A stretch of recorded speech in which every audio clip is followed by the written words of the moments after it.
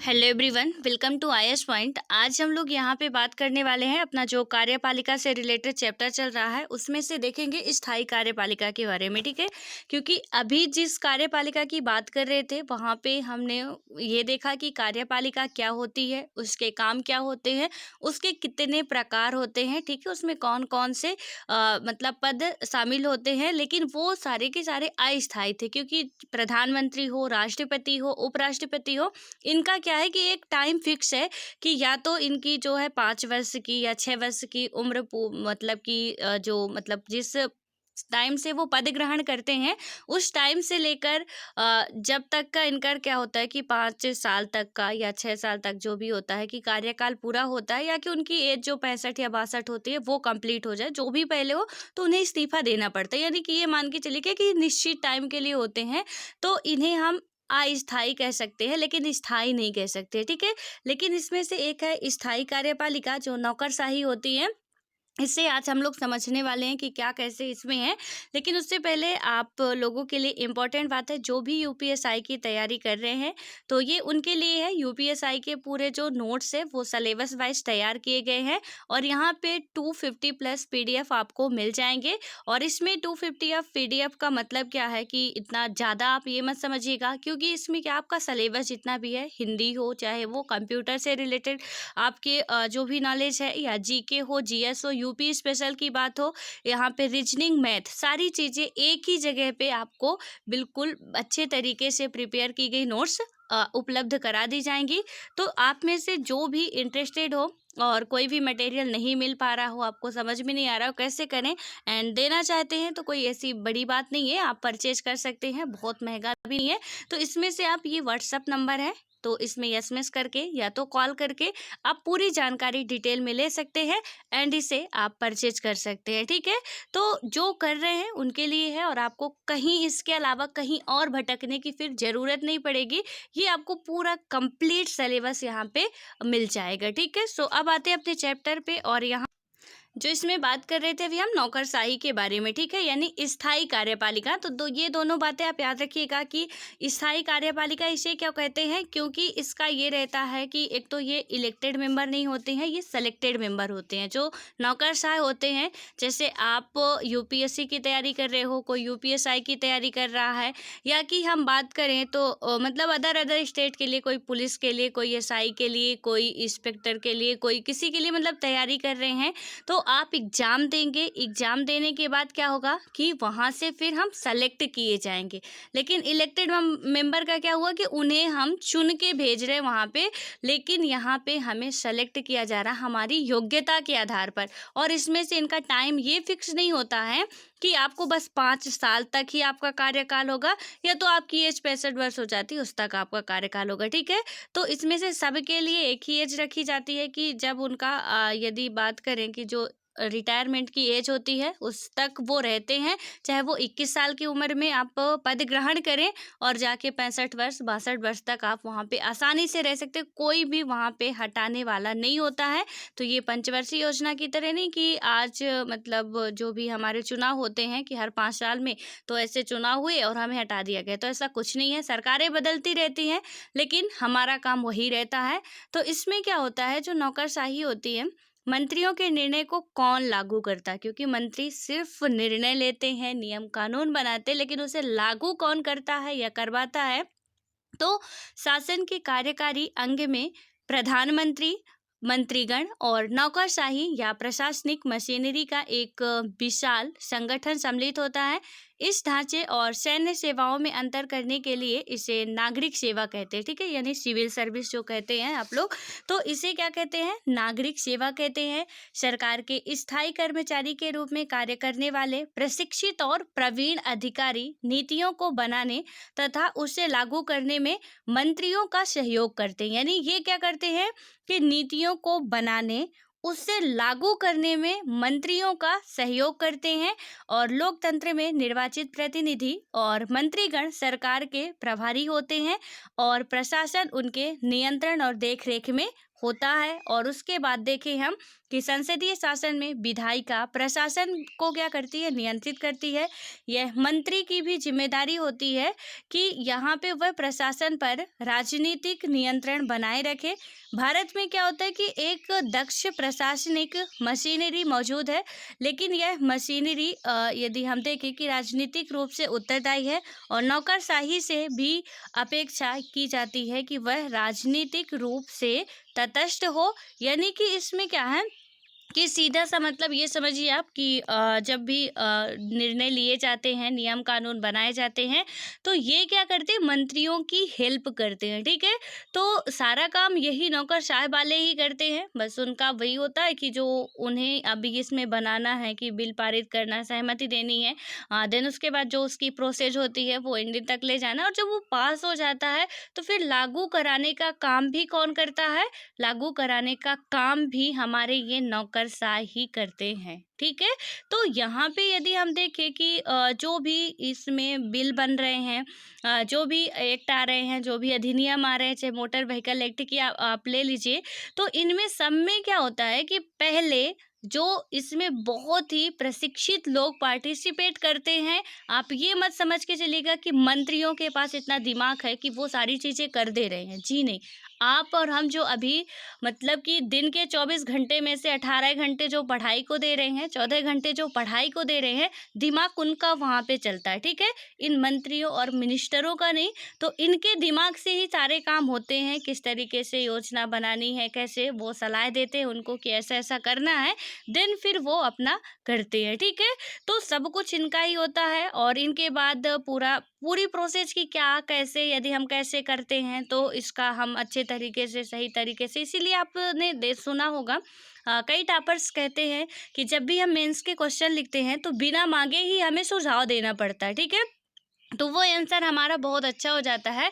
तो शायद आप में से कई लोग हों कि जो इसका अंदाज़ा ना लगाए हों या ये ना सोच पाए हों कि हमें क्यों उसका मतलब सुझाव देना पड़ता है किसी भी क्वेश्चन में। तो सुझाव हमें इसीलिए देना पड़ता है क्योंकि आगे चल के हमें सुझाव देने हैं। हम उसे ये नहीं कह सकते कि बिल्कुल आप बिल्कुल फ़ोर्स कर दें कि नहीं बनाना ही यही बनाओ आप।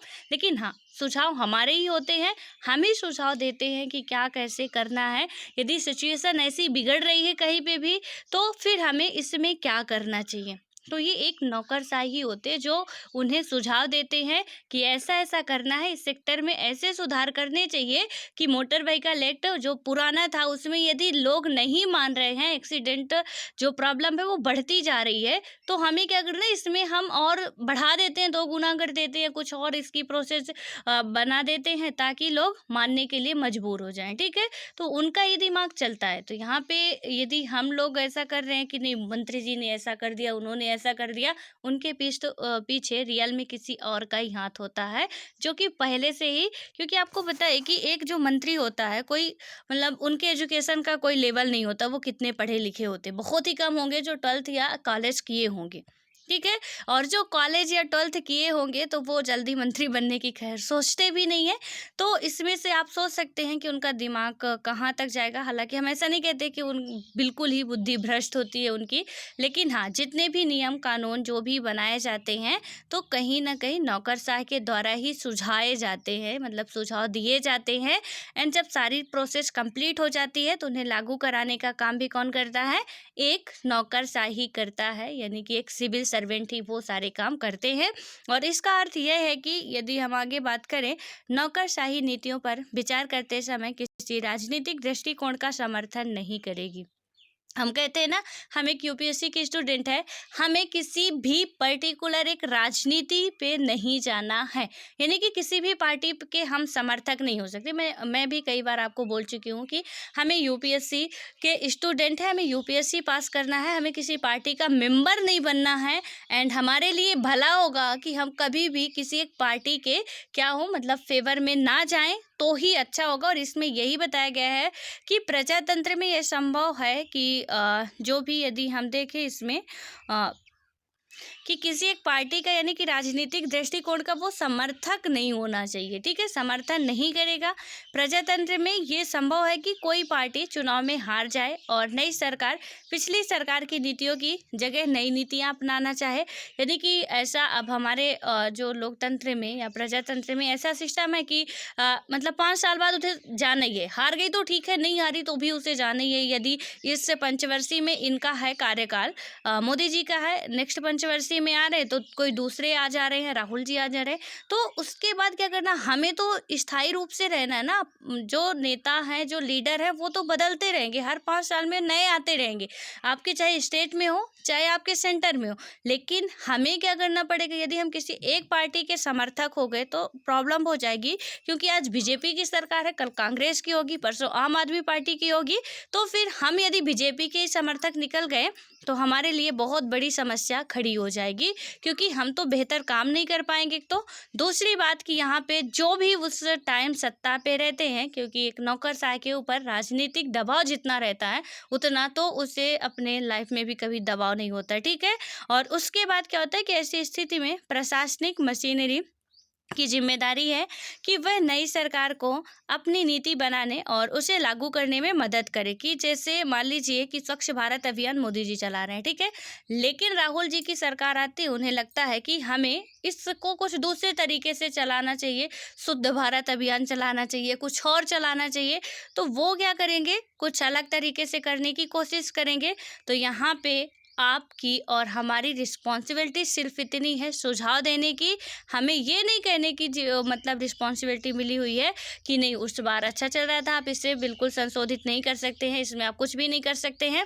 यदि हम सुझाव दे सकते हैं तो देंगे, और नहीं दे सकते तो भी देना पड़ेगा। इसलिए ये थोड़ा एक हमारे अंदर वो चीज़ें डेवलप होनी चाहिए कि जहाँ भी कोई प्रॉब्लम्स आ रही है, चाहे वो आपदा हो, चाहे वो आकस्मिक घटनाएं कोई भी हो रही हो, या कुछ भी हो रहा है, उससे रिलेटेड हमें कहीं ना कहीं उसका जो है सलूशन हमारे पास होना चाहिए, क्योंकि आगे चल के हमें वही सब चीज़ें करनी है। तो इसमें भी यही बताया गया कि जो सरकार उसी नियम कानून को दूसरे तरीके से लागू करना चाह रही है, तो बिना टीका टिप्पणी किए हमें क्या करना पड़ेगा, उसमें सुझाव देना पड़ेगा, क्योंकि हम एक पार्टी के समर्थक नहीं है, पार्टियां बदलती रहेंगी, हमें एक ही जगह पे रहना है। अब उसके बाद आता है कि आज भारतीय नौकरशाह का स्वरूप बहुत जटिल हो गया है, और इसमें अखिल भारतीय सेवाएं, प्रांतीय सेवाएं, स्थानीय सरकार के कर्मचारी और लोक उपक्रमों के तकनीकी तथा प्रबंधकीय अधिकारी सम्मिलित होते हैं। यानी कि इसमें यूपीएससी या बात करें कि जो अखिल भारतीय सेवाएं होती हैं, संघ लोक सेवा आयोग हो गया, आपकी प्रांतीय सेवाएं हो गई, स्थानीय सरकार हो गई, और यहाँ पे कुछ और भी कर्मचारी होते हैं, लोक उपक्रमों के तकनीकी और प्रबंधकीय अधिकारी सम्मिलित इसमें होते हैं। और हमारे संविधान निर्माता गैर राजनीतिक और व्यावसायिक रूप से दक्ष प्रशासनिक मशीनरी के महत्व को जानते थे। वे सिविल सेवा और नौकरशाही के सदस्यों को बिना किसी भेदभाव की योग्यता के आधार पर चयनित करना चाहते थे। यानी कि इसमें क्या हुआ कि वो क्या करना चाहते थे, योग्यता के आधार पे हमें चयनित करना चाहते थे, ना कि चुनाव करा के। क्योंकि ये जो अस्थायी कार्यपालिका की देख रहे हैं हम लोग, इसमें आप चुनाव कराओ, यानी कि अभी जो मैंने बताया कि सेलेक्टेड और इलेक्टेड, वो इलेक्टेड मेंबर होते हैं, हम लोग सेलेक्टेड मेंबर होते हैं। कि यहाँ पे हम अपने दम पे, अपनी मेहनत पे, अपने हुनर पे और अपनी योग्यता पे हमें लोग चुनते हैं। लोग क्या, जो भी उसकी संस्थाएं होती हैं। तो जैसे आईएएस का, आईपीएस का, आईएफएस का जो एग्ज़ाम है वो यूपीएससी कंडक्ट कराती है। हालांकि यूपीएससी कई सारे एग्ज़ाम इसके अलावा भी कंडक्ट कराती है, ऐसा नहीं कि इसका बस कराती है, ईपीएफओ का कराती है, सीडीएस का कराती है। तो इसमें से यूपीएससी बहुत सारे एग्ज़ामों को कंडक्ट कराती है। और उसी तरीके से स्टेट में भी है, आपका स्टेट पीसीएस का है, एसडीएम है, तहसीलदार है, बीडीओ है। तो इनके एग्ज़ाम भी स्टेट जो सर्विस कमीशन होते हैं वो कराते हैं। और उसके बाद हम देखते हैं कुछ स्थानीय स्तर पर भी कराए जाते हैं। पुलिस वगैरह का जो होता है कि इसमें यहाँ पे होता है ना, आपका पुलिस होते हैं, हवलदार होते हैं, और एसआई वगैरह जो एग्ज़ाम हम देते हैं तो इन हर एक की अलग अलग संस्थाएं होती हैं जो एग्ज़ाम को कंडक्ट कराती हैं, और उससे जो भी एग्ज़ाम की डिमांड होती है उसे फुलफ़िल करते हैं। उन्हीं को क्या होता है कि उसमें सीट मिलती है, जो भी वैकेंट सीट रहती है। लेकिन इसमें ऐसा नहीं कि कोई राजनीतिक दबाव डाल दिया जाए, कोई उसमें ये कह दिया जाए कि नहीं इसे ही चुनना है तो वो लोग चुनेंगे, हमारी योग्यता होगी तो चुनेंगे, अदरवाइज वो नहीं चुनेंगे, ठीक है। और संविधान निर्माता को भी यही लगता था कि जब भी कभी इनका मतलब चयन किया जाए तो इनकी योग्यता के आधार पर किया जाए, वरना यहाँ पे राजनेता भी बिल्कुल अंगूठे छाप ही रहते हैं और सुझाव देने वाले भी उसी तरीके के आ जाएंगे, तो काम कहीं ना कहीं बहुत ज़्यादा गड़बड़ हो जाएगा। इसलिए इनका जो मानना था वो सही भी था कि उन्हें हम नियुक्त करें। और उसके बाद यदि हम देखें यहाँ पे, अब क्या होता है कि जो भारत में भारत सरकार के लिए सिविल सेवा के सदस्यों की भर्ती की प्रक्रिया का कार्य संघ लोक सेवा आयोग को सौंपा गया है। ऐसे ही लोक सेवा आयोग राज्यों में भी बनाए गए हैं, और ये हम लोग लक्ष्मीकांत की बुक में पूरा डिटेल से पढ़ेंगे। संघ लोक सेवा आयोग किस आर्टिकल के तहत आता है, और यहाँ पे आपका राज्य लोक सेवा आयोग किस आर्टिकल के तहत आता है, कितने एग्जाम कंडक्ट कराते हैं, कैसे क्या है, वो सारी चीज़ें देखेंगे। और उसके बाद क्या होता है कि लोक सेवा आयोग के सदस्यों को एक निश्चित कार्यकाल के लिए नियुक्त किया जाता है। उनको सर्वोच्च न्यायालय के न्यायाधीश के जांच के आधार पर ही निलंबित या अपदस्थ किया जा सकता है। दक्षता और योग्यता को आधार बनाकर भर्ती की जाती है, यानी कि इसमें किस आधार पे आपको भर्ती किया जाता है, आपकी योग्यता और आपकी दक्षता के आधार पर। लेकिन क्या होता है कि संविधान यह भी सुनिश्चित करता है कि पिछड़े वर्गों के साथ साथ समाज के सभी वर्गों को सरकारी नौकरी का हिस्सा बनने का मौका मिले। और इस उद्देश्य से यदि हम देखें कि इस उद्देश्य के लिए संविधान दलित और आदिवासियों के लिए आरक्षण की व्यवस्था करता है, और बाद में महिलाओं और अन्य पिछड़ी जातियों को भी आरक्षण इसमें दिया गया है, चाहे फिर वो यूपीएससी हो, चाहे स्टेट पीसीएस हो, चाहे पुलिस का एग्जाम हो, एसआई का एग्जाम हो। हर एक सेक्टर में क्या किया गया है कि वहाँ पे कुछ रिजर्व सीटें रखी गई हैं, कुछ रिजर्व सीटें एससी के लिए हैं, कुछ एसटी के लिए हैं, कुछ ओबीसी के लिए है, और कुछ महिलाओं के लिए हैं। और उसमें से फिर जो भी बचा वो आपके पुरुषों के लिए और जनरल कैटेगरी वालों के लिए, ठीक है। तो इस तरीके से सीटों का भी आवंटन किया गया है, ताकि क्या हो सके, थोड़ा बहुत हम जो समानता के अधिकार की बात करते हैं तो कहीं ना कहीं उसको हम चरितार्थ कर पाएँ कि यदि उनके लिए रिजर्व सीटें होगी तो उस रिजर्व सीट में उन्हीं के बंदों को वहाँ पे भरा जाएगा, अदरवाइज जो जनरल कैटेगरी के हैं या और किसी कैटेगरी से आ रहे हैं उनको नहीं रखा जाएगा, ठीक है। ऐसा क्यों किया गया, क्योंकि हो सकता है कि कुछ दलित वर्ग के हों, यानी कुछ एससी कैटेगरी के आते हो या एसटी के हों, और वो पीछे रह जाए किसी कारणवश, तो इसलिए उनके लिए कुछ रिजर्व सीटें दी गई हैं। और आपने सुना भी होगा कि एक जनरल कैटेगरी का यदि 100 में से 99 पा रहा है, और वहीं पे एक एसटी कैटेगरी का यदि 70 भी पा रहा है तो उसे सीटें मिल जा रही हैं, लेकिन इसे नहीं मिल रही हैं। तो विडंबना कहाँ पे है कि इनके लिए रिजर्व सीटें हैं, इनके लिए रिजर्व सीटें नहीं हैं, ठीक है। तो रिजर्व सीटों में यदि कि 10 भी बच्चे हैं एसटी के, और 10 बच्चों में से यदि इनका 70 मार्क्स आ रहा है और का 60 आ रहा है, 50 आ रहा है, तो ऑब्वियस है कि ये हाईएस्ट है, इन्हें ही उसमें भर्ती किया जाएगा। तो कुछ इस तरीके से होता है। और महिलाओं के लिए भी हर जगह पे अब सीटें आरक्षित कर दी गई हैं, क्योंकि उनको आगे बढ़ाने के लिए जो महिला सशक्तिकरण की बात की जाती है, तो हर सेक्टर पे उन्हें, हालांकि क्या होता है कि महिलाएं काम तो करती हैं, लेकिन कई ऐसी प्रॉब्लम्स आती है कि जब उन्हें मजबूरन जॉब छोड़ देनी पड़ती है, या तो शादी के बाद उनके ससुराल वाले उन्हें जॉब छुड़वा देंगे, या तो कोई ऐसी समस्या है कि बच्चे पालना है और भी घर के काम है, तो उस वजह से फिर जॉब छोड़नी पड़ती है। और आप डाटा चेक करेंगे तो क्या होता है, जो पुलिस है, अभी पुलिस की बात करें अपने ही आप स्टेट का ले लीजिए, कि इसमें से मतलब 100 में से बहुत ज़्यादा सुधार होने के बाद की बात कर रही हूँ कि 40% भी महिलाएं नहीं पार्टिसिपेट कर पा रही हैं। इसमें सुधार हुआ तब इतना 40% की बात कर रहे हैं, अदरवाइज 40% महिलाएं भी यहाँ पे पार्टिसिपेट नहीं कर पा रही हैं। तो आप देख सकते हैं सिचुएशन कहाँ पे है, लेकिन फिर भी आरक्षित सीटें हैं और वहाँ पे जो भी फ़ायदा उठाना चाहे उठा सकता है। क्योंकि अब थोड़ा-सा सारी चीज़ें और लोगों की सोच भी बदल रही है।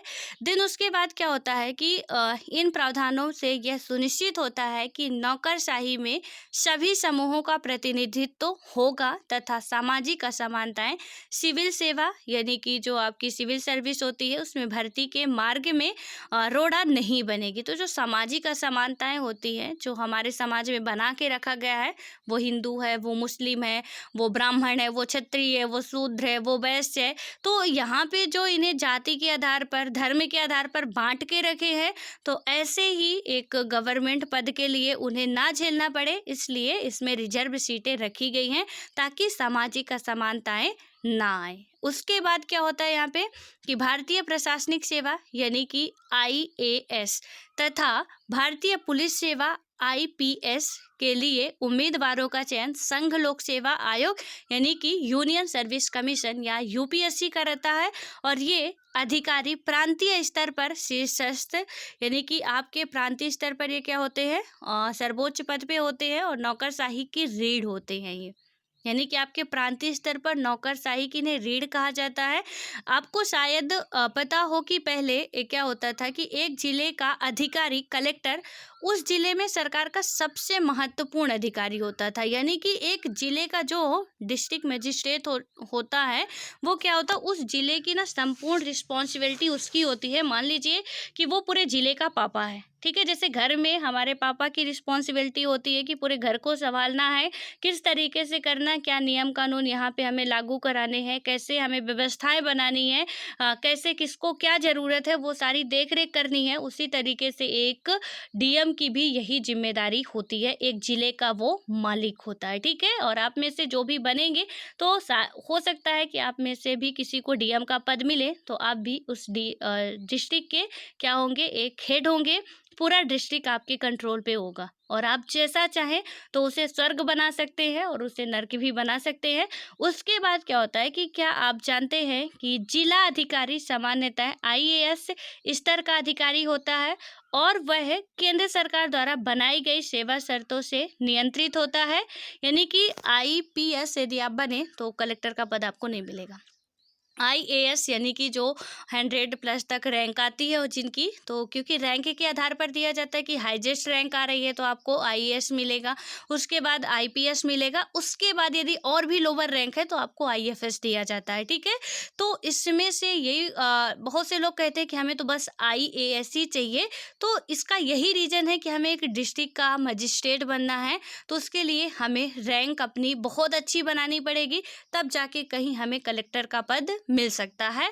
और स्टार्टिंग में तो खैर कभी कलेक्टर का पद नहीं मिलता है। आप आईएएस भी इसकी पोस्ट में या इसकी रैंक तक आ भी जाते हैं तो एसडीएम का पद दिया जाएगा या अदर पद दिए जाएंगे, लेकिन आपको पहले ही डिस्ट्रिक्ट मजिस्ट्रेट नहीं बनाया जाता है। लेकिन हाँ, कुछ टाइम बाद ये रहता है कि आपको बना दिया जाएगा, बट एक आईपीएस को कभी भी ये चांस ही नहीं है कि उसे डिस्ट्रिक्ट में लाके मजिस्ट्रेट बनाया जाए या आईएफएस को बनाया जाए, ठीक है। तो ये बात आपको ध्यान रखनी है और तैयारी उसी हिसाब से करनी है कि आपको इसमें भी यूपीएससी देना ये नहीं है। यूपीएससी में हमें बनना क्या है, एक कलेक्टर बनना है या एक कमिश्नर बनना है या हमें एक एसडीएम बनना है या आईपीएस बनना है या आईएफएस की जॉब करनी है, ये आपको सोचना पड़ेगा। क्योंकि इसमें भी अभी सिर्फ ये नहीं कि यूपीएससी दे के ही हम कलेक्टर बन जाएंगे, यूपीएससी का मतलब ही कलेक्टर होता है, तो ऐसा कुछ नहीं है, ठीक है। उसके बाद क्या होता है कि और वह केंद्र सरकार द्वारा बनाई गई सेवा शर्तों से नियंत्रित होता है। एक जो आईएएस होता है अथवा आईपीएस अधिकारी किसी एक राज्य के एक राज्य के संबद्ध कर दिया जाता है जहां वह राज्य सरकार की देखरेख में काम करता है। लेकिन क्या होता है कि आईएएस और आईपीएस अधिकारी केंद्र सरकार द्वारा नियुक्त होते हैं। यानी कि ये क्या होते हैं, जो आईएएस होते हैं, आईपीएस होते हैं, किसी एक पर्टिकुलर राज्य को इन्हें सौंप दिया जाता है कि वो उस राज्य में जो भी चाहे कि किस जगह पे इन्हें देना है, काम देना है। क्योंकि एक राज्य के एक डिस्ट्रिक्ट में ही ये काम करेंगे, ऐसा तो नहीं है कि अपने इंडिया में कई सारे स्टेट हैं तो हालांकि ट्रांसफ़र वगैरह होते रहते हैं। तो इसमें से ये है कि पूरे एक सेंटर लेवल पे होता है और यहाँ पे हमारी सेंटर गवर्नमेंट ही पूरा इसकी नियुक्ति करती है और वे क्या करते हैं कि केंद्र सरकार की सेवा में वापस जा सकते हैं। सबसे महत्वपूर्ण ये है कि केवल केंद्रीय सरकार ही उनके विरुद्ध अनुशासनात्मक कार्यवाही कर सकती है। यानी कि इसमें ये क्या होता है कि जो यूपीएससी द्वारा सेलेक्टेड मेंबर होते हैं, उनके द्वारा यदि अनुशासनात्मक कार्यवाही की जा रही है, वो कौन करेगा? वो एक सेंटर गवर्नमेंट ही करेगी। और ये आप लोगों के लिए जानना बहुत ज़रूरी है, क्योंकि आप जिसकी तैयारी कर रहे हो उससे रिलेटेड यदि बातें आपको नहीं पता है तो फिर मामला गड़बड़ है। इसलिए इसे ध्यान से सुनिएगा ताकि सारी चीज़ें पता रहे आपसे कि हमें सिर्फ यूपीएससी नहीं, यूपीएससी के अंदर भी बहुत कुछ है, वो सारी चीज़ें हमें जानकारी में अपने रखनी है। अब उसके बाद क्या होता है कि इसका अर्थ ये हुआ कि राज्यों के प्रमुख प्रशासनिक अधिकारी केंद्रीय सरकार की देखरेख और नियंत्रण में रहते हैं। संघ लोक सेवा आयोग द्वारा नियुक्त आईएएस और आईपीएस अधिकारियों के अतिरिक्त राज्य के प्रशासन में राज्य लोक सेवा आयोग द्वारा नियुक्त अधिकारियों का भी योगदान होता है। जैसा कि हम आगे संघवाद वाले अध्याय में पूरा इसको भी डिटेल से देखेंगे। और नौकरशाही की ये जो विशेषता होती है, राज्यों के प्रशासन पर केंद्रीय सरकार के नियंत्रण को मजबूत कर देती है। ठीक है, यानी कि राज्यों के प्रशासन पर क्या होता है कि जो केंद्रीय सरकार का नियंत्रण है वो और भी ज़्यादा मजबूत हो जाता है, क्योंकि ये जो जितने भी पोस्ट है, डीएम के हो गए, आईपीएस के हो गए, ये सारे सेंटर के हाथ पे होते हैं। ठीक है, क्योंकि इन्हें नियुक्ति ये करते हैं। और उसके बाद यहाँ पे आता है नौकरशाही, वह माध्यम होता है जिसके द्वारा सरकार की लोकहितकारी नीतियां जनता तक पहुंचती हैं। यानी कि ये जो नौकरशाही है, ये कौन सा मीडियम होता है यहाँ पे, जिसके द्वारा गवर्नमेंट जितनी भी नीतियां बना रही है, नियम बना रही है, जो जनता के भलाई के लिए है, वो इनके द्वारा ही पहुंचाई जाती है। ठीक है, कि यदि मोटर व्हीकल एक्ट आया है तो उसे डीएम ही तय करेंगे कि इसे कैसे लागू करना है। डीएम तय करेंगे कि किस पोस्ट वालों को, तहसीलदार का क्या काम होगा, पुलिस का क्या काम होगा, यहाँ पे वो सारी चीज़ें उनके हाथों पे होती है कि किस तरीके से वो काम कराते हैं। तो ये उनके हाथ में ही होता है। पर क्या होता है कि नौकरशाही इतनी शक्तिशाली होती है कि आम आदमी सरकारी अधिकारियों तक पहुंचने से डरता है। अब यहाँ पे विडंबना तो ये है कि इनके पास सब कुछ है। हम पापा तो बोल दिए कि एक डिस्ट्रिक्ट के ये पिताजी है, लेकिन विडंबना ये है कि पिताजी इतने खड़ूस है कि बच्चे जाने से इनके पास बहुत ज़्यादा डरते हैं। यानी कि जो नौकरशाही है इतना शक्तिशाली माना जाता है कि एक कलेक्टर के सामने, अभी आज हम लोग एक नॉर्मल इंसान है, ठीक है, सपोज गलती से हमारा सिलेक्शन हो गया, गलती से क्या मेहनत करेंगे तो हो ही जाएगा, तो हो गया सिलेक्शन, उसके बाद लोग, हमारे रिश्तेदार भी हमसे मिलने के लिए सोचते हैं। तो आम आदमियों की स्थिति आप समझ सकते हैं कि क्या होगी कि वहाँ पे जब हम अभी बॉटम पे है, टॉप पे जाते हैं, तो लोग ये सोचते हैं कि जो साहब जी है उनसे हम बात कैसे करें, उनसे मिले कैसे, और 2 मिनट के लिए साहब बात कर लेते हैं तो उनको बहुत सुकून मिलता है। ठीक है, तो इसमें क्या होता है, यही बताया गया कि इतना शक्तिशाली या पावरफुल और भी ज़्यादा बनता जा रहा है। पहले तो था, लेकिन अब और भी ज़्यादा इसमें समस्याएं आ रही है कि आम आदमी, क्योंकि हम एक सिविल सर्वेंट है, यानी कि लोगों के लिए हम चयनित हुए, लेकिन लोग ही हम तक नहीं पहुंच पा रहे हैं, बहुत मुश्किल से लोग हम तक पहुंच पा रहे हैं। और क्योंकि वो डरते हैं। अब वो डर किस बात का होता है कि ये लोगों का आम अनुभव है कि नौकरशाही सामान्य नागरिकों की मांगों और आशाओं के प्रति संवेदनशील नहीं होती है। लेकिन जब लोकतांत्रिक ढंग से चुनी हुई सरकार नौकरशाही को नियंत्रित करती है, तब इसमें से कुछ समस्याओं को प्रभावी तरीके से हल किया जा सकता है। और वहीं दूसरी ओर यदि हम देखें, ज़्यादा राजनीतिक हस्तक्षेप से नौकरशाही राजनीतिज्ञों के हाथों का खिलौना बन जाती है। अभी मैंने जस्ट कुछ टाइम पहले बोला कि यहाँ पे राजनीतों का, जो राजनीतिक होते हैं, उनका इतना दबाव होता है कि वो खुद की ज़िंदगी जीना भी भूल जाते हैं कभी कभी। ठीक है, कि आज हम कह रहे हैं कि नहीं, हम यदि डीएम बन गए, बहुत अच्छे तरीके से, बिल्कुल भी करप्ट नहीं होंगे, सारी चीज़ें बिल मेंटेन करेंगे, यहाँ पे हम किसी की दबाव को बिल्कुल झेलेंगे नहीं।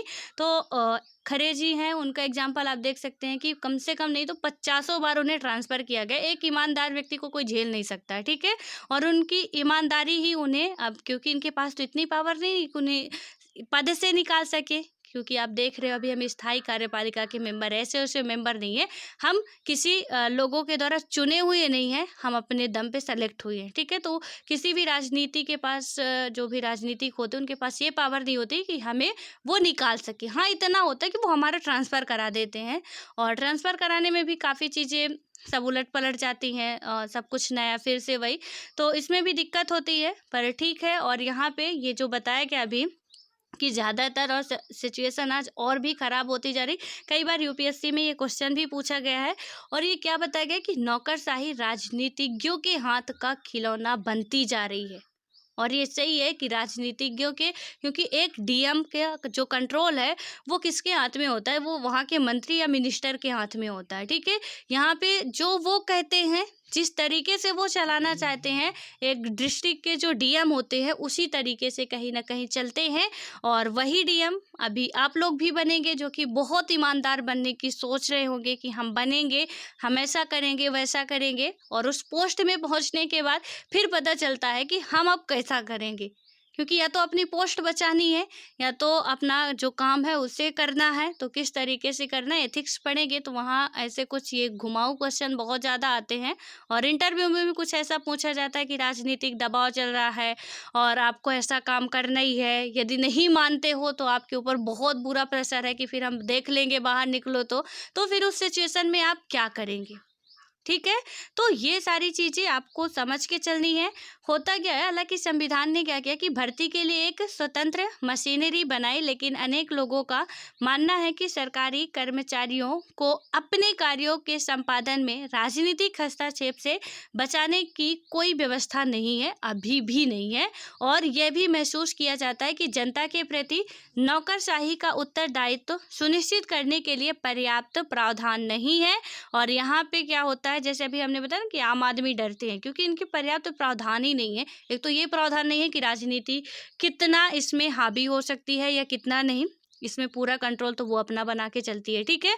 तो आप देखेंगे कि जब आता है राजनीति का दबाव कि कोई सही काम नहीं है, किसी के जमीन का केस अटका हुआ है और एसडीएम से क्या करना, वहाँ पे सिग्नेचर करवाने हैं, जबकि वो पता है कि ये सारा का सारा काम बिल्कुल गलत है, लेकिन किसी के पास कोई एक इंसान है, दो इंसानों के बीच में झगड़ा हो रहा है, कोई एक इंसान पावरफुल है जिसका राजनीति से बहुत अच्छी खासी पकड़ है, और वो क्या किया कि वहाँ के विधायक या सांसद को बोला कि भैया अपने यहाँ के एसडीएम को समझा लो।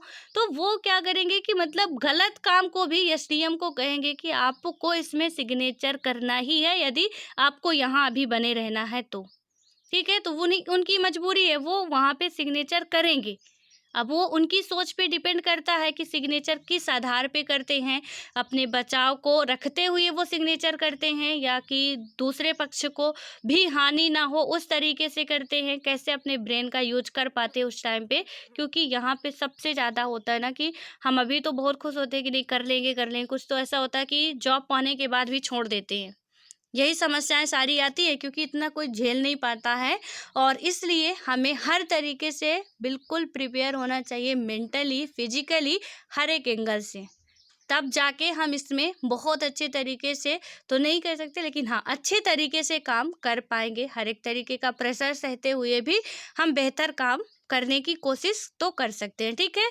अब यहाँ पे क्या होता है कि यह आशा की जाती है कि सूचना का जो अधिकार है, यानी कि राइट टू इन्फॉर्मेशन जो आया था एक्ट, इसमें क्या होता है कि जैसे कदम नौकरशाही को और अधिक उत्तरदायी और संवेदनशील बना सकेंगे कि आम आदमी लोग जो हैं, तो राइट टू इन्फॉर्मेशन के तहत वो क्या कर सकते हैं, वहाँ पे सूचना जो भी की जा रही है, ठीक है, तो उसमें से वो मांग सकते हैं। लेकिन यहाँ पे भी एक समस्या आ गई कि लोगों को पता ही नहीं कि हमारे पास अभी ऐसे भी अधिकार हैं।